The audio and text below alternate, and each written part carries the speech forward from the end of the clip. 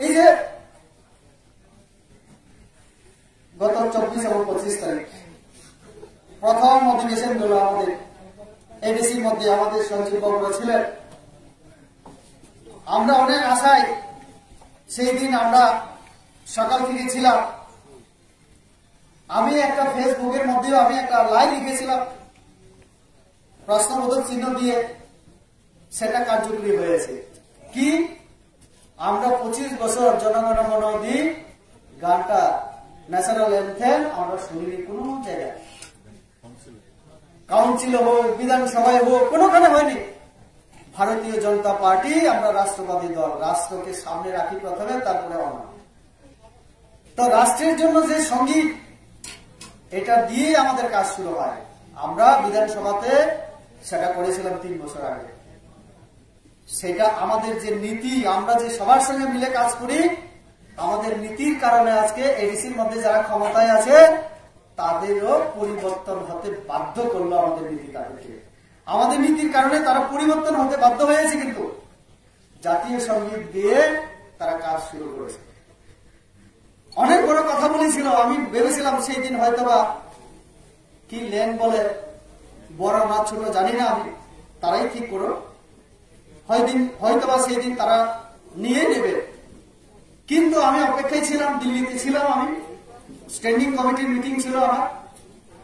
তড়িঘড়ি মিটিং শেষে আমি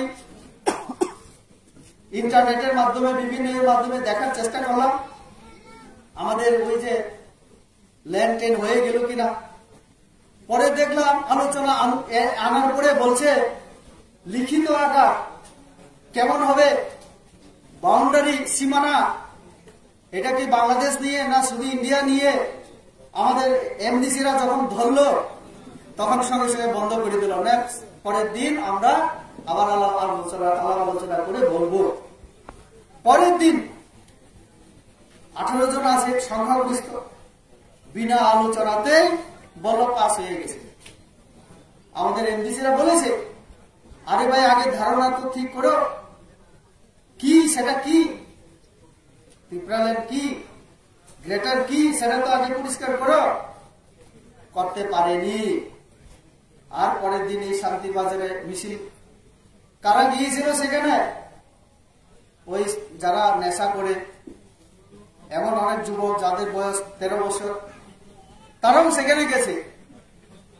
তো আং সানা মুচুকো তাকুরা এই বিভ্রান্ত 2018 আরেকটা পার্টি নির্বাচন যা সেই সময় ত্রিপুরাল্যান্ড মাংখা হিনে ওয়াক তানখা তক তানচা লেখা বাজি ফুটির লেখা আজ পর্যন্ত আর কোন কক লেখা। আমি ইলেকশনের সময় বলেছিলাম, তোমরা যে এত লাফালাফি করো, আমরা ছাড়া তোমরা জিরো, বিজেপি ছাড়া তোমরা জিরো, নরেন্দ্র মোদী ছাড়া তোমরা জিরো। জিরো কিনা, জিরো কিনা, একদম জিরো। এখন 18 সিট, এটাও জিরো হইতে বেশি দিন লাগবে না, বেশি দিন নামলা কারণ, কারণ ওই দলের রাস্তা করা, পানীয় জলের ব্যবস্থা করা, ভাতা দেওয়া, স্কুল দেওয়া, আমরা যে একলব্য বিদ্যালয় করছি, আগামী দিনে সৈনিক বিদ্যালয় হবে, ইউনিভার্সিটি, মেডিকেল কলেজ হবে, এইগুলি কারোর ক্ষমতা নেই দেওয়ার। দেওয়ার ক্ষমতা যদি থাকে নরেন্দ্র মোদী, দেওয়ার যদি ক্ষমতা থাকে ভারতীয় জনতা পার্টি। কাশ্মীরকেও আমরা করে দেখিয়েছি 370 নং দ্বারা তুলে দিয়ে, এখন কোন বাউন্ডারি নেই, সবাই যেতে পারে, আসতে পারে, উন্নয়নের শুরু হয়ে গেছে।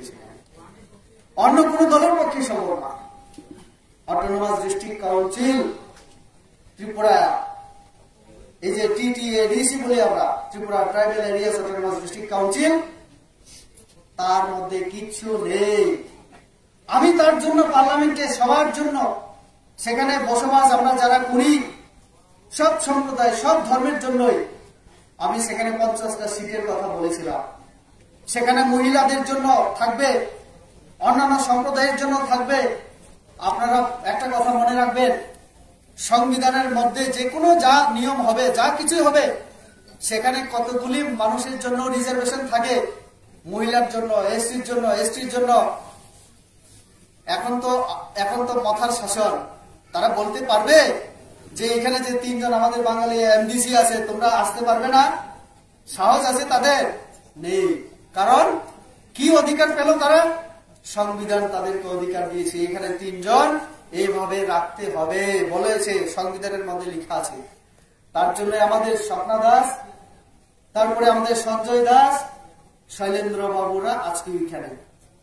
যদিও তারা শুধু তিপ্রাসা বলেছিল, হাইদে হাইয়া তারপরাও তিপ্রাসা সিনিসিপ, কিন্তু ক্ষমতায় আসার পরে আমি দেখলাম আমার শান্তির বাজারে আমার এখানে মাইনরিটি মোর্চার সভাপতি আছেন, আমাদের মানে বাঙালি থেকে শুরু করে মানে আমার মাইনরিটি সব অংশের মানুষকে শাড়ি পরা যোগদান। আমি অবাক হয়ে গেলাম, তারা তো শুধু তিপ্রাসা। আমি আমার টাইটেল কি? রেবতী ত্রিপুরা। আমার তো টাইটেল পর্যন্ত ত্রিপুরা, তিপ্রাসা আপনারা মানে চিন্তা করেন। এবারে আমার মধ্যে পিওর আসলে কি হয় নাই তো, যারা তিপ্রাসা, আমি তো টাইটেল আমার মা বাবা থেকে শুরু করে দাদার আমল থেকে আমি তিপ্রাসা। আমার একটা বাংলাদেশি, আমি বিজেপি করি, তার জন্য বাঙালিরা যদি মাথায় যায় তিপ্রাসা হয়ে যায়নি? হ্যাঁ, এটা কিরকম ধরনের কথা? তারপর নরম শুনলে বলল খালি তিপ্রাসা উনি রাজ্য খেনাই নিছ, তারপর ক্ষমতা ফেমেনি পড়ে যায়।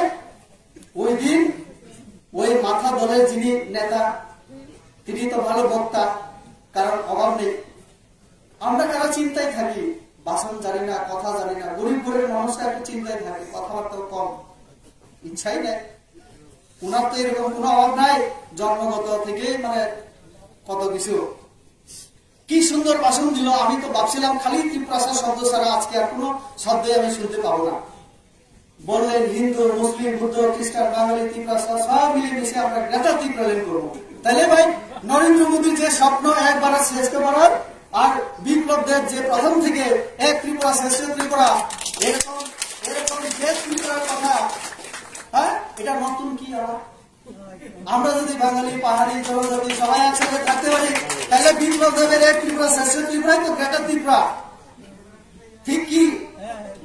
তাহলে কি আমি ত্রিপুরা, আমি এই যে বাংলাদেশি বিজেপি করি, আর আমার বাঙালি ভাইয়েরা যদি যাই এখানে হয়ে যায় তিপ্রাসা, বাবা বাবা, কোন ভগবান যেন তাদেরকে তৈরি করে। তো এটা কেমন কথাবার্তা? বিভ্রান্তি, মানুষকে বোকা বানানো, বোকা বানিয়ে রাজনীতি গরম করা। বলেছিলেন 10 तारीख রেজাল্ট হবে, 11 तारीख से मैं दिल्ली में धरना पे बैठूंगा। कोई नहीं, এখন कोई नहीं। আমি তো চ্যালেঞ্জ দিয়ে কোনো বিপ্লব দেবে না জানা গেলে 1 মাস 1 বছর বয়ে থাকলেও নরেন্দ্র মোদী দেখাই করতো না, গ্যারান্টি দিয়ে কইতে পারি। কারণ আমি ডাইরেক্ট নরেন্দ্র মোদীর মানুষ, আমরা ডাইরেক্ট নরেন্দ্র মোদীর মানুষ। আমাদের সঙ্গে যারা ইয়ে করবো এরকম বেমানি দেখা করতেই দিতাম না, এটা এরপরে তো আমি দিতাম না, আমি সিরিয়াস। এই তো বিজেপির বিরুদ্ধে কেন বলেন না কিছু কিছু মানুষ? কারণ ওই বিপ্লব ভাইয়া, আমি তো দিল্লিতে যাইতেছি, ভাইসা মানে মোদীজির একটু কয়ে রাখো না, পরশু দিন যাতে আমার সঙ্গে দেখা করে। এই জন্য বিপ্লব দেব ভালো, বিপ্লব দেব এখন বাংলাদেশে নিতে পারে না, তারা একদম চলিতে বসে দিয়ে আমি বলি বাংলাদেশি শাসা বিপ্লব দেবরা আর সালিয়া তারপরা ভুক্তি কারণে, কারণ বুঙ্গ থামচিকা রেখে গেলে বেজাল হতো, কারণ মুদিনও সাইরি নাই দেখা আপেন্ডেন্ট তাদের এমনই ভাবে আমাদের বিপ্লব দেবের দিলটা দেখুন, মনটা। এখন তো কাজ করতেই হোক, কাজ করে দেখাইতেই হোক। খুমুলুঙ্গে আজ যত্ন করে নিয়ে গেল, খুমুলুঙ্গে স্বাস্থ্য হেলথ হসপিটাল ঠিক করতে হয়, কোন বিপ্লবজি 28 কোটি লাগে। ওই যে নরেন্দ্র মোদী যেমন 56 ইঞ্চি নেই, তার দলের লোক আমার মুখ্যমন্ত্রী 28 লাখ, ঠিক আছে 30 কোটি দিয়ে दूंगा, 30 करोड़ দিয়ে दूंगा। কইছে বিপ্লবটা চাইছিল 28 কোটি দিয়ে লইছে 30 কোটি। কইছিল দাদা আমার একটা 100 সিটের একটা হসপিটাল কিনে দেয়, মাত্র 150 কিনে দেবো, বুঝলি কিনা? তো এখানে তো প্রমাণ, অক্সিজেন প্লান্ট লাগাইবো বলে ডাক্তার কোথেকে যাবে? কোথেকে যাবো ডাক্তার? পঞ্চায়েত সেক্রেটারি কার্ড দাদা হিসাব করে দেখে না তোমার কতজন আছে। ওইখানে যে CEO, chief executive officer, IAS officer, TCS officer, তুমি পরীক্ষা দেওয়া তাহলে করছো? হ্যাঁ না তো, হয় এটা নরেন্দ্র মোদীর, নাহলে টিসিএস কারা বিপ্লব দেবের, তারা ছাড়া আমারও চল। তো এখন কি করতেছে? না না, পাহাড়ি, বাঙালি, হিন্দু, মুসলিম, বুদ্ধ, খ্রিস্টান সব একই, আমরা থাকবো পরিষ্কার করো ভাই। তুমি কইছিলা শুধু 3 সারা জায়গা নয়। হ্যাঁ, এই হচ্ছে মানে উদাহরণ। 100 টাকার মধ্যে বেতন, বাতা, জল ইত্যাদি, অফিসে ফ্যানের খরচ, হাওয়া, এসি যে খায়, 75 টাকা খরচ হয় এডিসিতে। টাকা কে দেয়? রাজ্য সরকার, কেন্দ্রীয় সরকার। মেশিন আসেনি, টাকার মেশিন তোমার। হ্যাঁ, তুমি যে পঞ্চায়েত তালা মারবো, আজকে তোমরা আইতে পারবো না, গেলে মাইরে লমো, তালা মেরে রাখো, তালা মারাই থাকবো, আর কেউ খাওয়ান লাগবে না, কেউ কারো খাওয়ান লাগবে না। তার জন্য আমরা বলছি কি, এভাবে চলতে পারে না।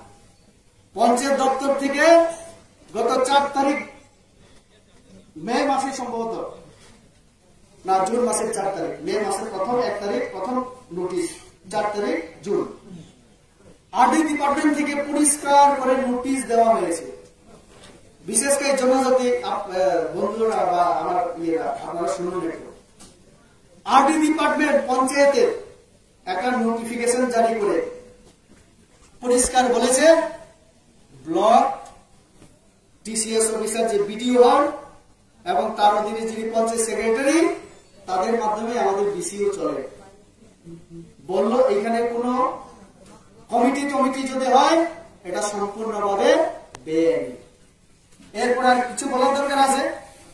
সব জানে, তারপরেও যাতে কাজ না পায় মানুষ, রেগা করতে না পারে, ভাতা না পায়, এই ঝামেলা লাগাই কেন? সাধারণ মানুষকে কষ্ট দেওয়ার জন্য। আরে ত্রিপ্রাসার জন্য যদি এত মন কাঁদে, তাহলে দাও, যা আছে আরো খুলে দাও, রাজপ্রাসাদ যত আছে বরং দিয়ে দিন। কাউকে 50,000 টাকা দিয়ে ফেসবুকে কতদিন চলবো দেখবো আমরা? 50,000 তো আমরাও দিতে পারি কষ্ট করে, একবার অন্তত 5 বার না দিতে পারলে, কিন্তু কতদিন? ওই নরেন্দ্র মোদীর কাছেই যাইতে হইব আর বিপ্লব দেবের কাছেই যেতে হইব। তো যেখানে আমরা তাদের ছাড়া আমাদের চলা মুশকিল, কেন তাহলে বিভাজন? কেন বিভাজন? বিপ্লব দেব মুখ্যমন্ত্রী হওয়ার পরে এত স্লোগান, বাংলাদেশি গো ব্যাক, এখন ওয়েলকাম ওয়েলকাম করে। আরে এই কথা তারা ওই চীনকেও বলেছিল, tata India, bye bye India, welcome China, এই সমস্ত লোকেরাই খমলুকে করেছিল। আর এখন Biplab Deb welcome, Rebati Tripura go back. হ্যাঁ, আমি উল্টা হয়ে গেছি এখন বাংলাদেশি, কারণ আমি চ্যালেঞ্জ করছিলাম, তুমি যদি রাজার ছেলে হো তাহলে আমি জুনিয়র ছেলে। হ্যাঁ, আমি খুশিলাম, তার কারণে অন্যায় আমার, তার কারণে অন্যায়। উগ্রপন্থীরাও আমার হুমকি দিল, সবাই জন্মিলে মরিতে হবে, অমরকে কোথা হবে, একটা কবির লাইন আছে, আমি বই করি না। ক্লাস 3-তে পড়তাম, আমি নাম কইতাম না, আপনারা জানবেন কি যে টিএনবির সময়, টিএনবির বড় নেতারা তো চিনেন, নাম কইলে অপমান, এখন কোন দলে এটাও জানেন আপনারা। ক্লাস 3-তে আমি পড়ি, তখন থেকে 13 বছর বাড়িঘর ছাড়া আমি, বাবা, আমরা পরিবার জানি এই ত্রিপ্রাসার জন্য যারা মায়া কাদা কান্দে, তাদের চোখের জলে কত আমি জানি। এই জন্য আর বই পাই না। ক্লাস 3 থেকে মানে পালাইতে আর কথা পালাইবো, এখন আর পালাইতাম না, গুলি খাইয়া মর্ম দরকার হলে যা হইবার হইব, কিন্তু আমি আমার কথা পেয়ে যাবো, মানুষের বিভ্রান্তি করতে দিতাম না, কারণ